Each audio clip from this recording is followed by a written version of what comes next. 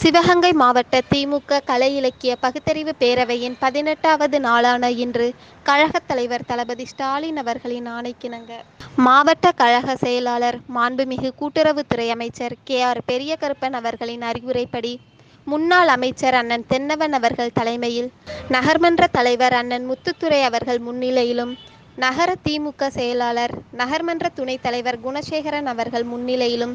நகர திமுக துணை செயலாளர் திருமதி லட்சுமி ராஜகணேஷ் அவர்கள் பொதுமக்களுக்கு ரோஸ் மில்க் குளிர்பானங்களை இன்று வழங்கினார்கள். உடன் நகர திமுக அவைத் தலைவர் சன் சுப்பையா, RKP முனீஸ்வரன், மாவட்ட பிரதிநிதி சேவியர் போஸ் குணசேகரன், நகர பொருளாளர் வைரவன்,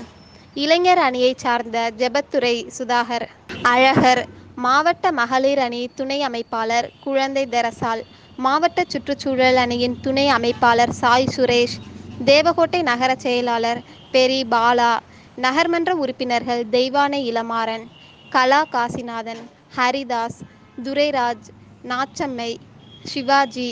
பூமிநாதன், முகமது சித்திக், திவ்யா சக்தி,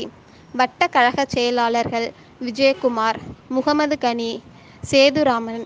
செல்வம், மலையாண்டி, ராதாகிருஷ்ணன், சிவகுமார், சேகர், ஜெஸ்லோ, லில்லிதரஸ், அருள்ராசு, ராம் அன்பழகன், பாடத்தான்பட்டி சேவியர் சொக்கலிங்கம்,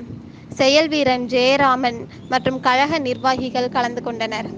கலை இலக்கிய பகுத்தறிவு பேரவை துணைத் தலைவர் காரை சுரேஷ் விழா ஏற்பாடுகளை செய்தார்.